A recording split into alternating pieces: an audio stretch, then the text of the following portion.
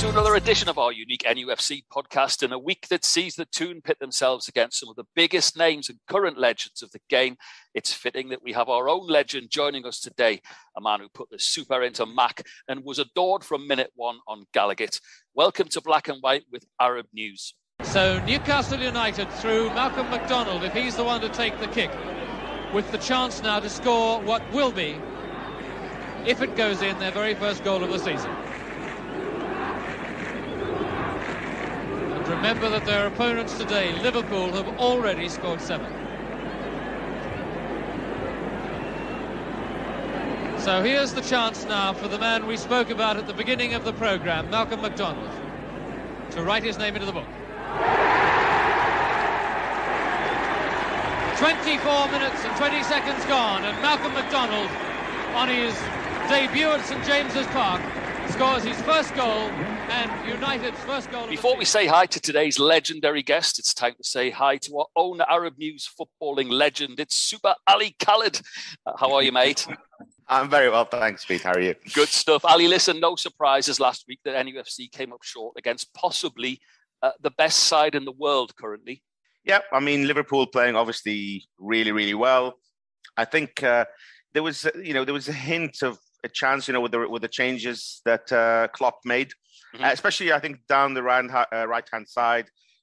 Salah was taking a rest and Trent Alexander-Arnold. So we figured maybe there might be a slight weakness down the right, which Newcastle can exploit. But Joe Gomez came in, did a very solid job, and obviously the team's playing really well. The replacements are very, very good. I don't think. To be honest, there's no shame in that result.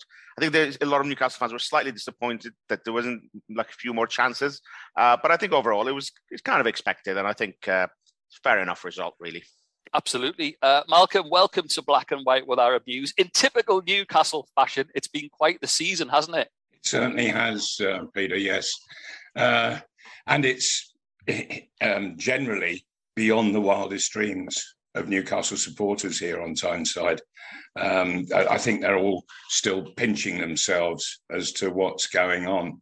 And it's very exciting. It's going to take a number of years for the improvement to take place. Sure. But the people who own Newcastle United now want to be the best club side in the world.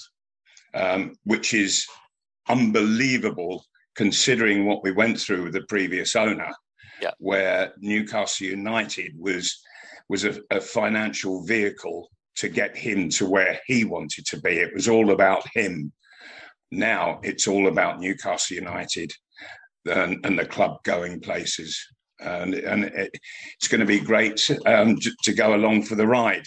Absolutely, that ride is certainly up and running. And I was just saying to Malcolm off air, Ali, that even being based in the Middle East and being a Geordie, just the scenes, I can feel it. It's my home city, and I understand where these fans are coming from and the passion. It's touched everyone, Ali, hasn't it? It has. Remember at the start of the takeover, we did all these shows and we were talking about, will Newcastle's popularity rise in this part of the world? Certainly in Saudi Arabia, a lot of people are, starting to really follow the club, and I just heard actually from a few fans, there's kind of like a demand for an official supporters club to go up. I know a lot of people are setting up, clubs or events to watch them in matches together. But I think it's picking up pace. Yeah. And, I'd say sometimes at Saudi, league matches, which attract huge attendances, you'll see, a few Newcastle shirts dotted here and there and all that. And obviously on social media as well. It's really picking up pace. Well, I said about legends that are currently being made, and as Malcolm's quite rightly pointed out, hopefully there's going to be many years of that. But I want to take our fans and listeners back to a real legend. Malcolm, let's wander down a memory lane for yourself. And who would have guessed that two legendary names were to set the ball rolling? So Bobby Robson brought you to Fulham, if I'm not mistaken. He did. Dear old Bobby. Wonderful, wonderful guy. I first met him when I was 8, and I'd just been given a new autograph book, and I lived in the road that led to Fulham Football Ground. from the main road. And I'd just been given a new autograph book for my birthday.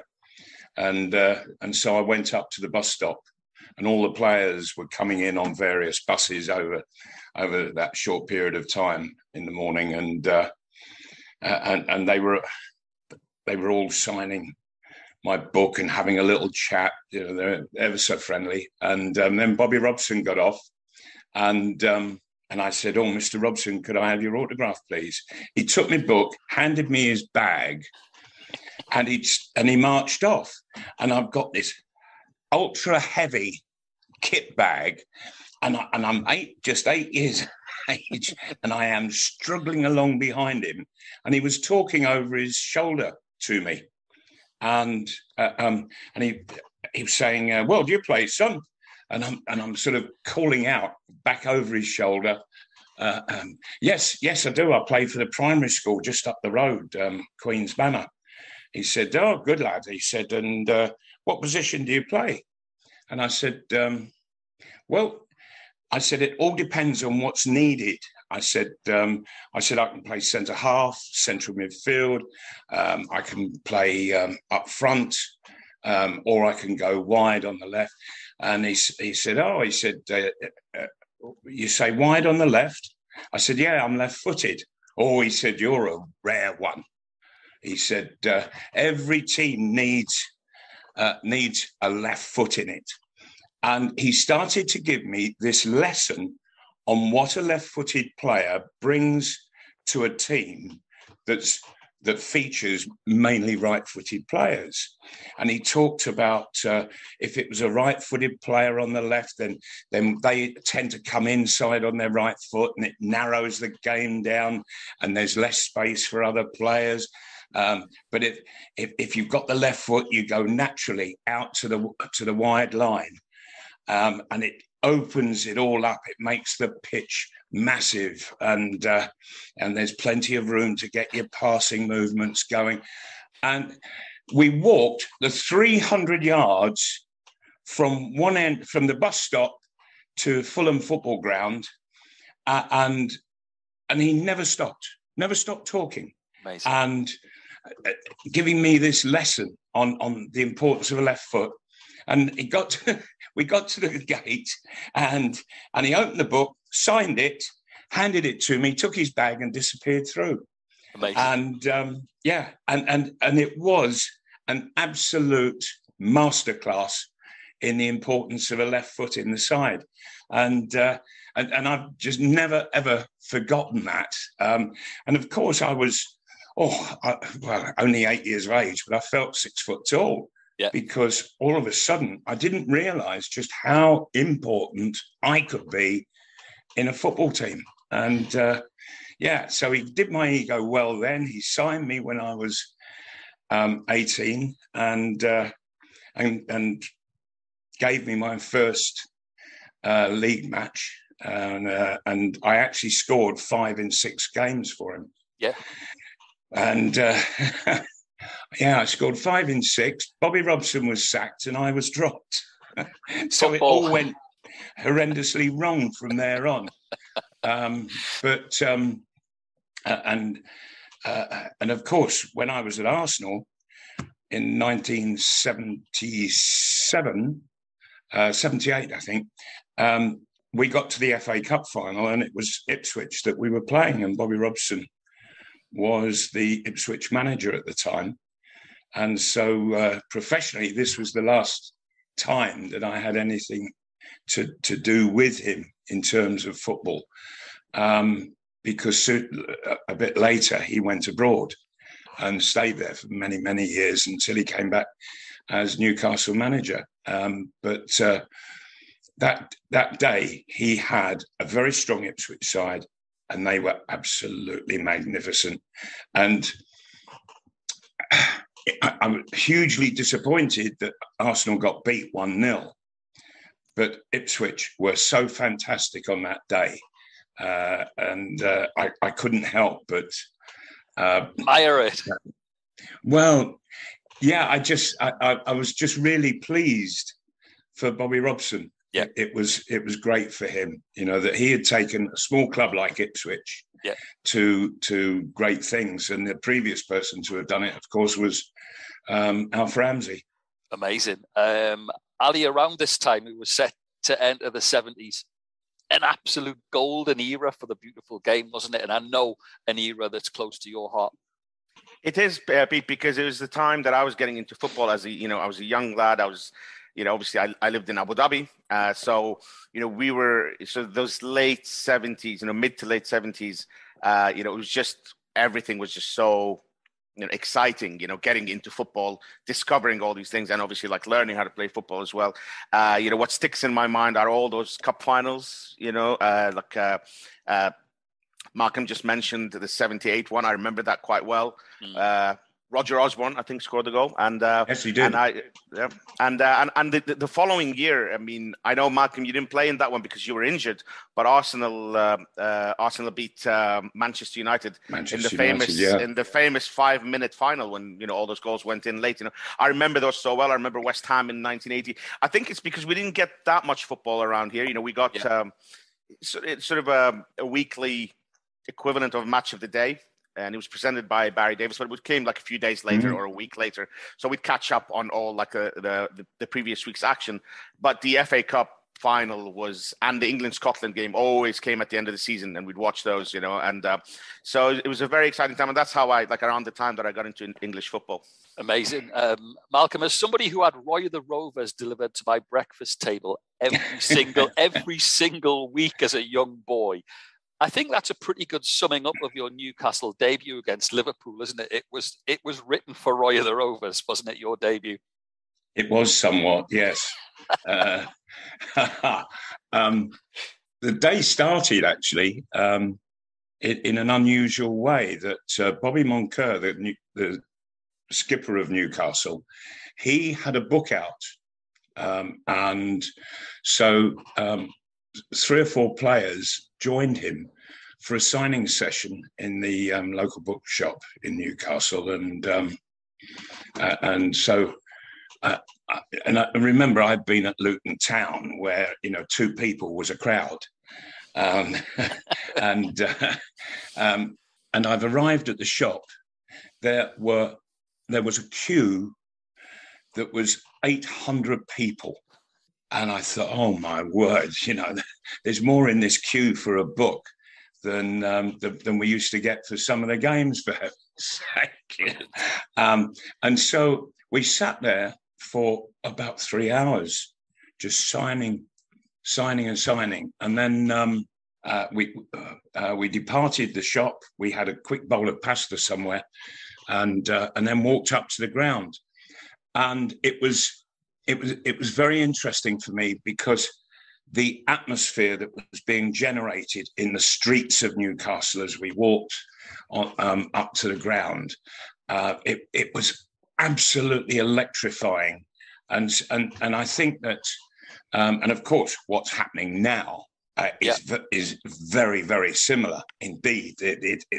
You could just feel the electricity all flowing around the ground. The noise is phenomenal.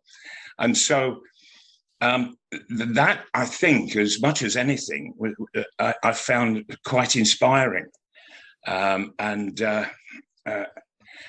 of course, Ali, it was a very, very strong Liverpool side at the time. They were one of 3 top sides, to include Arsenal and Leeds, along with Liverpool. And it was this team that had the initial European success under Shankly. And so how it went was that Emlyn Hughes scored first. Yep. And then a guy called David Young, whose claim to fame was he moved to Sunderland soon afterwards. And he was the substitute for Sunderland in the FA Cup final when they beat Leeds a couple of years later.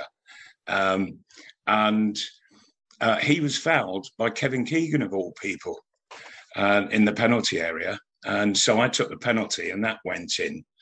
And then later in the first half, Terry Hibbett, who was making his home debut along with myself and centre-half Paddy Howard. He knocked an absolutely fabulous ball. He had the habit of being able to pass a ball that made the defender think that he could intercept it. And so Larry Lloyd went for it, and I just nipped in front, went round him and smacked it into the far top corner. Well, and so the roar went up, and it was massive, something I'd never experienced before. And I ran to the corner flag at the Gallowgate end, and all the players came running over, congratulated me. And then we were making our way back to the centre circle, and something quite extraordinary happened. The hit musical in London at the time was Jesus Christ Superstar. All of a sudden, the cheering and clapping stopped, and singing broke out all around the ground in an instant. And they changed the words to the title song. And it was Supermac, Superstar, how many goals have you scored so far? And I never did find the culprit who had the song sheets printed. But it was just so spontaneous. It was quite incredible. And so scored in the second half, made it 3-1. And then Ray Clements, he didn't like people scoring hat-tricks against him, the Liverpool goalkeeper. So, yeah, he put 6 studs in my face and rearranged things. And I came off minus a few teeth and what have you.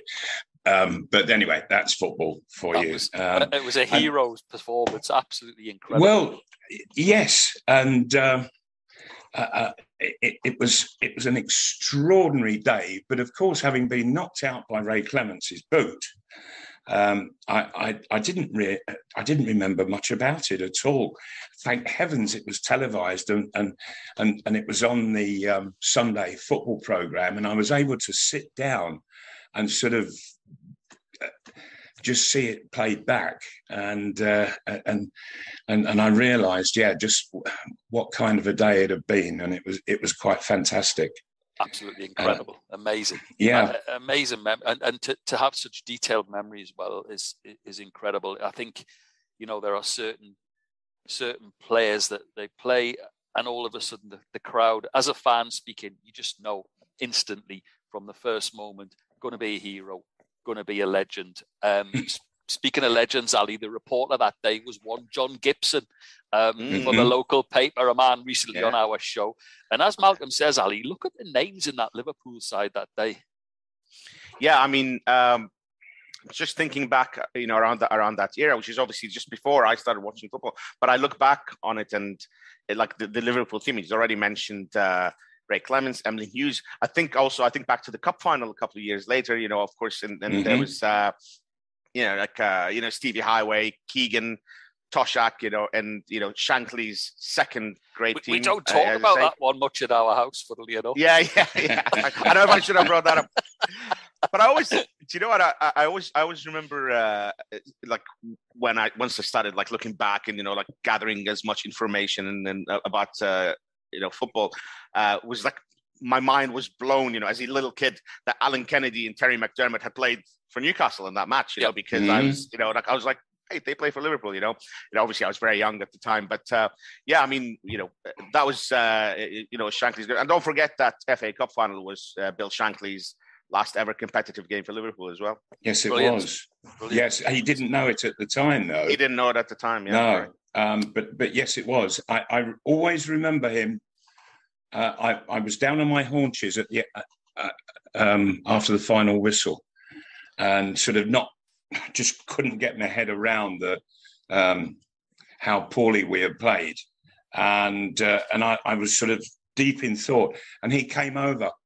And he sort of came and consoled Newcastle players before he went and congratulated his own players. And he was such a big-hearted guy.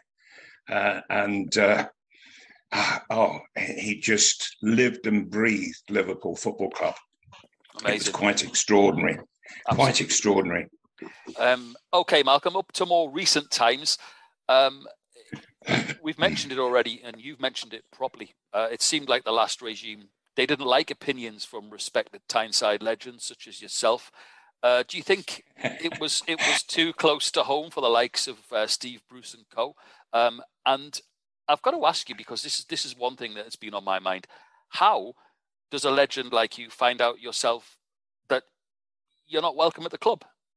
Who's got that job? You find that there aren't any tickets anymore. They're not valid, you know. And through the Ashley reign, I was barred 4 times, and all I ever do is speak the truth. Journalists have a job to do. They've got thousands of column inches to fill.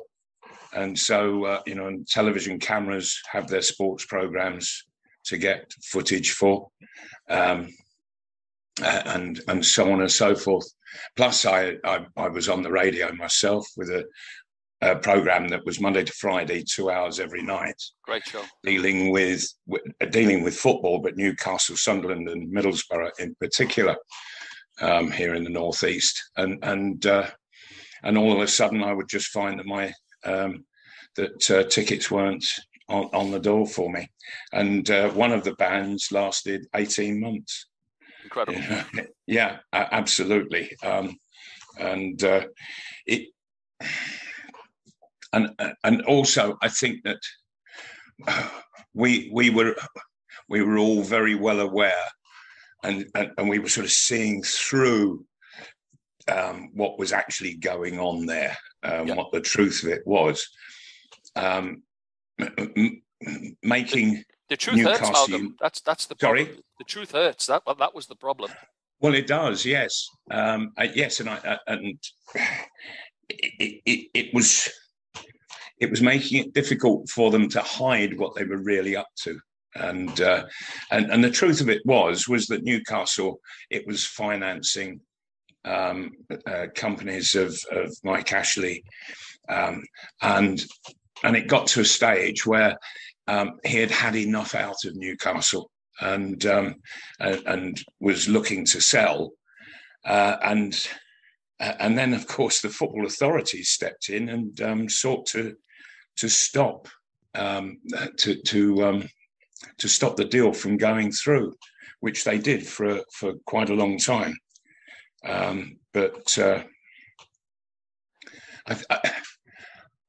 I think that, in fact, it was a supporter at Newcastle, and he took the Premier League to court, and the Premier League sort of turned up there quite ill prepared for it. He had amassed a dossier of all the deals and things that had gone on within the Premier League, and he literally just knocked the stage from underneath them, and they in the end said, okay, we're not continuing in court, and they handed the start of the buyout by the Saudis, and it has absolutely revolutionized the club, the city, the area. Everybody is galvanized by what has happened. The atmosphere is absolutely incredible inside that stadium, St James Park.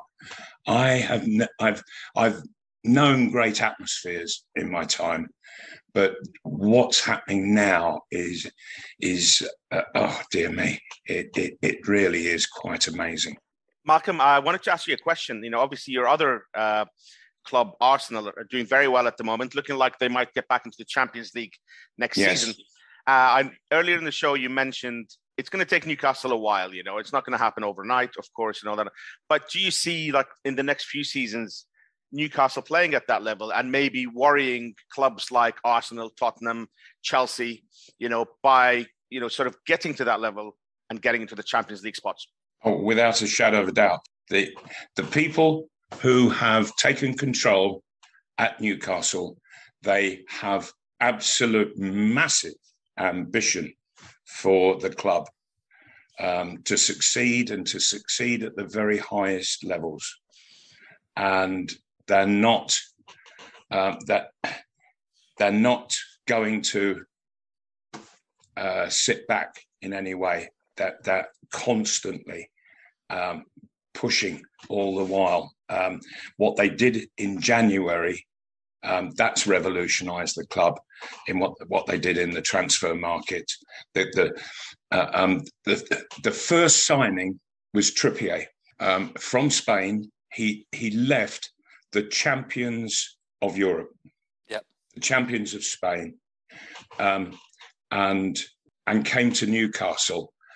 That sent out a massive message to the whole of football from Newcastle that they were going big. And he was a current international playing for England, and this was a real signature signing that was letting everybody know the intent that lay behind the takeover and what was going to happen at Newcastle. And then others came in. And of course, just for example, when you think that it was late last year that the takeover happened, I know football moves very quickly, but how quickly has Newcastle United changed how it is viewed by the rest of the world? This is in this morning's Daily Mail. Jesse Lingard is in talks with Juventus, Paris Saint-Germain, AC Milan and Newcastle United as he prepares to leave Manchester United as a free agent this summer. Yeah, there you go. Yeah. All of a sudden, we're being twinned with the likes of Juventus, Paris Saint-Germain, AC Milan. Amazing. What a difference to what things were 12 months ago. It is quite phenomenal. And we go to one of those powerhouses at the weekend, Malcolm. So we've got to have a prediction out of you. It's going to be a tough one, but give us a score. Give us a score for Sunday. Yeah. Well, yes, Newcastle. They're travelling to play Manchester City, who I don't know whether you guys saw the game last night, but it was one of the most extraordinary finales I think I've ever seen to a football match. Yeah. Manchester City for such a long spell looked so comfortable in the way that they were taking on Real Madrid, and it really wasn't until added time that all of a sudden Real Madrid just suddenly sparked, and they absolutely murdered Manchester City in their box. How are Manchester City going to overcome this incredible disappointment? I looked at the players and they were all looking so exhausted. Plus the fact that there's travelling involved as well, which is always tiring. So what kind of a state are Manchester City going to be in physically, mentally? I really don't know. I'm sure that the staff there are going to be really working hard with the players to get them absolutely right. But if ever there was an opportunity for Newcastle United to go over to Manchester and nick points, this is probably the best time to do it. Brilliant, absolutely brilliant. Malcolm, unfortunately, we're running out of time, but what we do want to do is invite you on really soon so we can catch up with you again. It's been absolutely monumental speaking to you. So thank you for your time. It's been an absolute pleasure having you on Black and White with Arab News. Ali, you're not getting away with it either. Last word to you. Give us a score prediction for Sunday. You've been doing all right at these predictions lately. Yeah, I've been doing all right, and even the ones that we've gone against Newcastle. I think last week I predicted that Liverpool will win.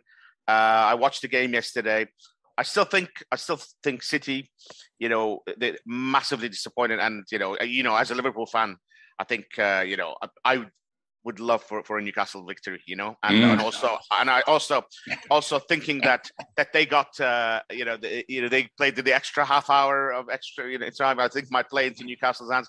But I do think one thing as well is that now they've only got the league to play for. There's 4 matches left.